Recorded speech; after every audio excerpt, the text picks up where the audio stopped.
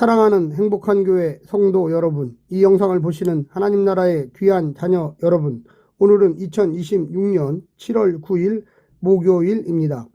오늘 매일성경 본문에서는 시인은 하나님의 구원에 감사하며 가장 높으신 주의 이름을 찬양하겠다고 고백합니다. 그 이유는 하늘 보좌에 앉으신 하나님이 악인은 멸하시고 가난한 자들에게는 피난처가 되시기 때문입니다.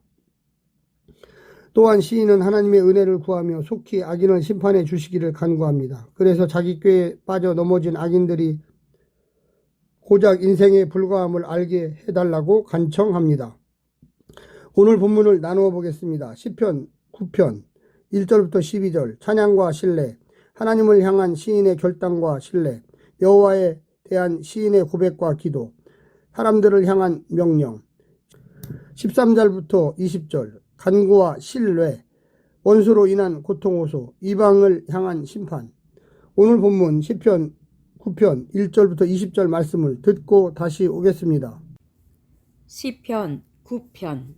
내가 전심으로 여호와께 감사하오며 주의 모든 기이한 일들을 전하리이다. 내가 주를 기뻐하고 즐거워하며 지존하신 주의 이름을 찬송하리니 내 원수들이 물러갈 때에 주 앞에서 넘어져 망함이니이다. 주께서 나의 의와 송사를 변호하셨으며 보좌에 앉으사 의롭게 심판하셨나이다. 이방 나라들을 책망하시고 악인을 멸하시며 그들의 이름을 영원히 지우셨나이다. 원수가 끊어져 영원히 멸망하였사오니 주께서 무너뜨린 성읍들을 기억할 수 없나이다. 여호와께서 영원히 앉으시며 심판을 위하여 보좌를 준비하셨도다. 공의로 세계를 심판하시며 정직으로 만민에게 판결을 내리시리로다. 여호와는 압제를 당하는 자의 요새이시요 환난 때의 요새이시로다. 여호와여, 주의 이름을 아는 자는 주를 의지하오리니 이는 주를 찾는 자들을 버리지 아니하심이니이다.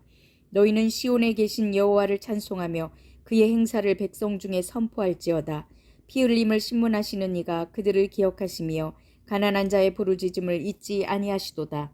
여호와여, 내게 은혜를 베푸소서. 나를 사망의 문에서 일으키시는 주여, 나를 미워하는 자에게서 받는 나의 고통을 보소서. 그리하시면 내가 주의 찬송을 다 전할 것이요 딸 시온의 문에서 주의 구원을 기뻐하리이다. 이방 나라들은 자기가 판 웅덩이에 빠지며 자기가 숨긴 그물에 자기 발이 걸렸도다. 여호와께서 자기를 알게 하사 심판을 행하셨으며 악인은 자기가 손으로 행한 일에 스스로 얽혔도다. 히카yon 셀라. 악인들이 스올로 돌아가며 하나님을 잃어버린 모든 이방 나라들이 그리하리로다. 궁핍한 자가 항상 잊어버림을 당하지 아니하며 가난한 자들이 영원히 실망하지 아니하리로다. 여호와여, 일어나사 인생으로 승리를 얻지 못하게 하시며 이방 나라들이 주 앞에서 심판을 받게 하소서. 여호와여, 그들을 두렵게 하시며 이방 나라들이 자기는 인생일 뿐인 줄 알게 하옵소서. 셀라. 시편 9편과 시편은 여러 이유로 하나의 시로 취급되었습니다. 첫 번째, 두 절마다 히브리어 알파벳으로 시작하는 불완전한 하나의 알파벳 이합체 시입니다. 둘째, 시편에는 표제가 없습니다. 셋째, 70인 역과 벌게이트는 두 편을 하나의 시로 봅니다. 넷째, 두 시에 반복되는 특이한 어휘나 주제들이 하나로 묶여 있습니다. 다섯째, 9편 마지막 절에 쓰인 셀라는 시의 끝에 나오지 않습니다. 이러한 근거로 두 편의 시는 한 편의 시로 보게 됩니다. 이 시의 주제는 악인과 가난한 자의 대조를 통해 명확히 드러납니다. 영원히 기억되지 못하는 악인들, 영원히 잊지 않는 가난한 자들, 하나님은 고통받고 억압당하는 이들 편에 서 계십니다. 오늘 본문을 세 부분으로 나누어 자세히 설명드리겠습니다. 첫 번째, 개념이 아닌 개입. 시인은 감사로 입을 엽니다. 그러나 그 감사는 감정의 고조가 아니라 이미 지나온 역사 속에서 확인된 하나님의 행위에 대한 응답입니다. 그는 현재의 형편을 근거로 말하지 않습니다. 이미 하나님이 어떻게 개입하셨는지를 보았고 그 흔적 위에 서서 하나님을 고백합니다. 하나님은 추상적인 존재가 아니라 역사의 흐름을 실제로 바꾸시는 주체입니다.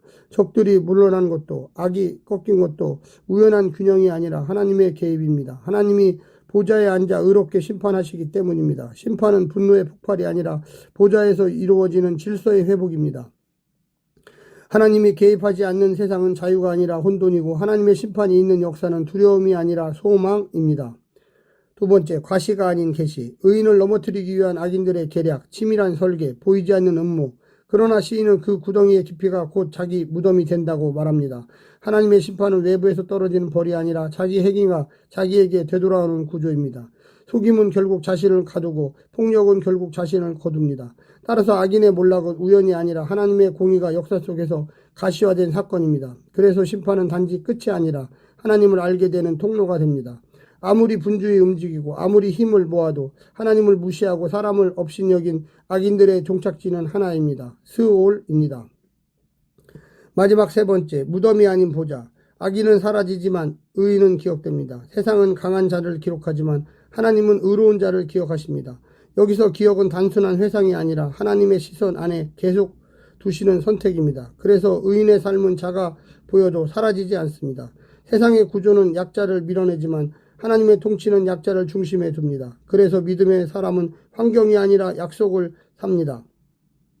여호와여 일어나소서. 절망의 외침이 아닙니다. 그 통치가 역사 속에 드러나기를 구하는 요청입니다. 그렇게 의인은 하나님께 마음을 두며 하나님의 통치를 기다립니다. 그리고 압니다. 자신의 끝이 무덤이 아니라 하나님의 보좌 앞이라는 것을. 사랑하는 성도 여러분, 오늘 하루도 승리하시고요. 하나님의 놀라운 축복과 은혜가 늘 함께하기를 간절히 바랍니다. 샬롬.